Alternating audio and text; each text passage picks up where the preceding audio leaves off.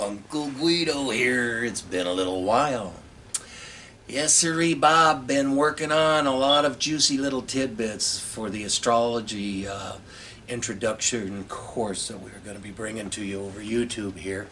But in the meantime, lots of things have been happening. Summer and 4th of July and time going by in the blink of an eye. And my oh my, it's just so easy to get lost out there in nature, isn't it? Isn't nature a marvelous thing? Ah, yes. I don't know about you, but up here in northern Montana, it's been kind of a cool summer. It's kind of anathema to everything that's going on everywhere else in the world with all this global warming stuff that we keep hearing about. I was talking to some scientist buddies, and they told me that the whole solar system is heating up. And I'm like, well, what's that about? Does that have anything to do with our carbon emissions? And what about those methane emissions, all those cow farts and shit? I mean, that's a way bigger percentage of the greenhouse gas and the water vapor. That's a big one too. And here we are. Now, I know humanity needs to find its place within the whole and begin to start thinking like the Indians did about the 7th generation. And we're going to start moving into astrology, but I kind of want to just diatribe around a little bit. I was watching one of my own videos the other day, and it got into numerology, and at a certain point my own eyes even started to cross a little bit. So what we have to remember is that what this program is about your spiritual education, about helping you to know thyself, go within, become one with the universe, huh? I mean, is that the goal here? Babu, is that the goal? Do you want to be one with the universe or not? Yeah, that's the goal. That's the goal, okay. Well, we get distracted in all these little materialistic things, and like I'm always telling you, they set up the program, they set up the puzzle, they set up the parameters, the walls in which you delve around. Now, there are some universal parameters and structures that they have kept from your knowledge, but Uncle Guido's going to let you back in on some of these secrets. And so, as we start to move into astrology, and I'm going to have some real fun with this. This is going to get in-depth. This is going to be like a 5-parter, but I'm just going to give you the overview for this particular one. This isn't going to be too long.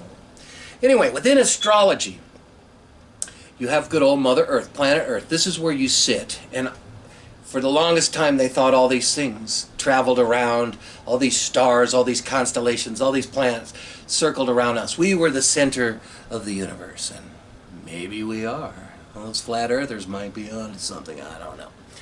Anyway, here you are on the Earth, and you have all of the planets. That's the first thing. You got to learn the planets from Mercury, Venus, Mars, Jupiter, Saturn, Uranus, Neptune, and Pluto. And then there's all sorts of little chunks of things floating around our sun, asteroids and comets and stuff like that, and they have influence over you too. So what you have in astrology are these 3 wheels happening simultaneously, ratcheting onto each other. You have the Earth turning, the time of day, and we call this the houses. And this represents whatever time of day you were born. That wheel keeps turning, and that will indicate the house that is the very first on the horizon at the time of your birth. And then a couple hours later, it's a different house. See? So I was born 1 in the morning, and at that time, Capricorn was on the horizon as I was born. Okay? You might be born another time, you know, you got some other chingaderas coming up over the sky telling you all about you. And that's what astrology does. It helps you decode you. It tells you the various elements in 12-part harmony of how you fit into the cosmos.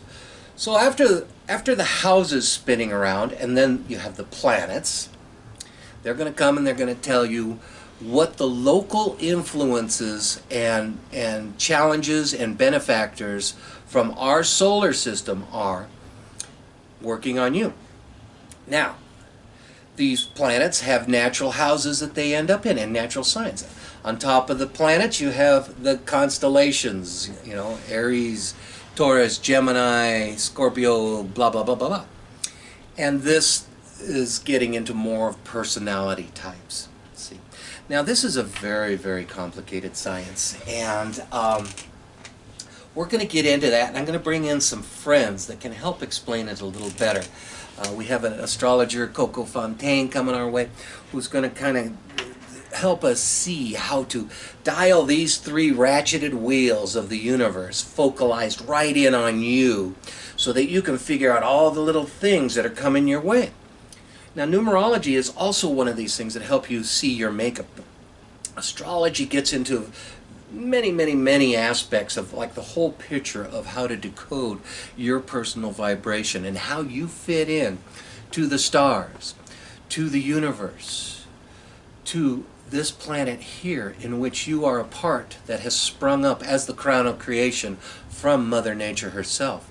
And so the whole goal of any of these divinatory art forms is to learn how to harmonize, how to blend your vibration into the vibration of the earth, into the vibration of the solar system, into the vibration of the universe, thus becoming a citizen of the universe.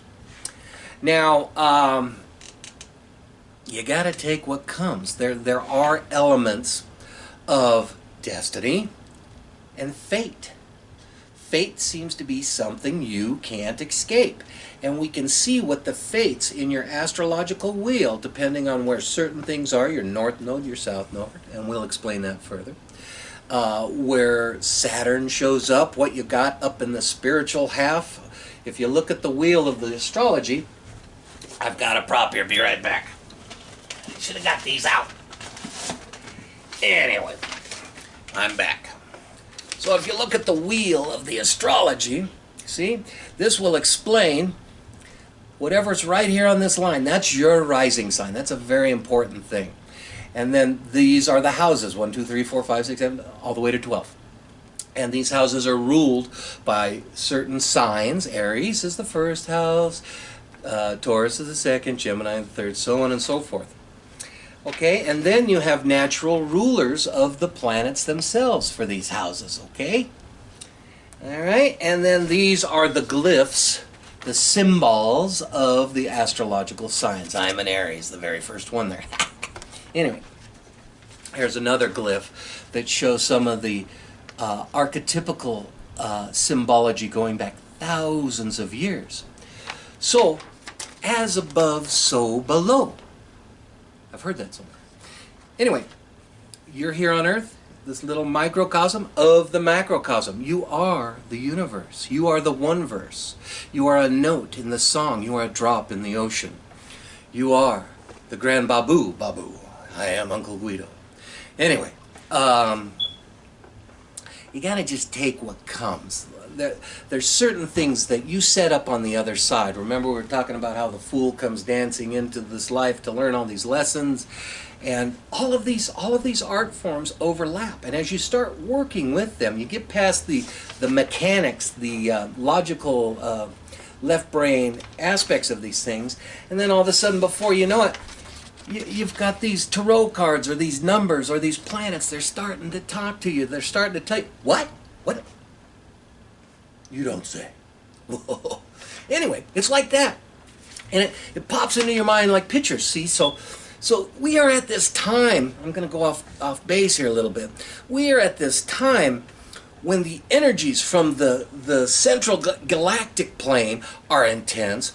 Our sun is emitting energies that are intense. Our shields are down on the planet, our little magnetic protective bubble. And we're getting bombarded by this stuff. And what I claim that this is what we could call fifth dimensional reality compressing into third dimensional reality. And at a certain point, this compression is going to make an ignition that's going to spark us into the next phase of reality and evolution. Now, I call it fifth dimensional reality. We get glimpses of this fifth dimensional reality when we dream at night. That's the fourth dimension. It's kind of the in-between no man's land where you go there after death, and then you go on to other places too. But that's another story. We'll get to that. Anyway, this fifth dimension's coming in. We've got to look And we are looking, whether we want to or not. We're seeing all of our institutions crumble before our eyes. All of this government thing and work and job and money thing and corporation and feeding yourself thing. All of this stuff is like, okay, man's done pretty good up to this point, right? But, you know, we're running on old, outworn, outdated, modus operandi type situations here. And we need some serious change. First and foremost, getting back to the garden, getting back to nature, getting back to being in harmony with the universe, huh? Right? Old Uncle Guido keeps hammering this shit home. You better listen up. I'm telling you, it could get rough here down the road if you don't pay attention. And like I sent one of these videos off to a friend of mine, and he's really into his stuff, and he does really good in the world, and he likes golf, and he likes cars, and he's got cool cars, and you know, this sort of topic just wasn't his cup of tea. He said, thanks for the video, Uncle Guido, but I kind of fell asleep in the middle of this thing. And I'm like, okay, well, you'll wake up when you're ready to wake up, and that's the deal. But lo and behold, as far as my observations, now maybe you guys are missing out on what I'm seeing here. Maybe it's some of that stuff I smoked last night. I don't know. But the universe is going, knock, knock, knock. Wake up, motherfuckers. Anyway, oops, better not cuss on YouTube. Please forgive me, please forgive me. Anyway, Uncle Guido's here to help you wake the F up. And I'm in the process myself. I mean, so many times I slide backwards into my same old story and try to learn those same old lessons that keep come knocking, you know. But as Uncle Guido works with this stuff, he finds that his powers of knowing the future, of instant manifestation, of all of this sort of stuff, of linking minds with my wife and stuff like that, the Princess Lilu, it's that veil's just getting thinner and thinner, and sometimes you totally trip off into with no veil at all, and you see this wide spectrum, and you're like, wow, this is the way it really is. It's like that one time you took acid, right? Whoa, check all this stuff out, and then you come back down to earth, and you think, how do I remember this stuff? How do I bring it back? How do I remember to fly like I know I can do in my dreams? See. And when the fifth dimension gets here, are we going to be able to fly? I don't know. Might take a little practice, huh? You don't want to go leaping off that really tall building till you get your wings, huh? There, Bobby boy. Anywho, I'm just kind of going all over the board today, and I don't care because, you know, you just got to go with what life hands you. Me and the Babu were discussing this earlier. I had a really good one-liner. I wish I could remember it, but well, maybe it'll come back around next time. What I want you to do is start working on being quiet and going within and listening to the feelings, the promptings, the urges. You can send out your magnetic little telepathy telegraph system to the universe, and it is constantly magnetizing your reality to you. It's coming from the subconscious, that area that you're not aware of. But these practices will help you to integrate the two hemispheres of your brain, ignite your third eye, and bring a higher degree of consciousness to you. It'll give you a spiritual tan like, no man, it's like going down to Saint-Tropez, I'm going to need some Bain de Soleil, right? Okay, Uncle Guido has to say that this is all for now. We're going to get a little more in depth. I hope you're having fun. Send me an email. Like, dong, dong, all that stuff you do on YouTube, whatever. You know, click the thing, ring the bell, jiggle the dilly hooch, and Uncle Guido, over and out.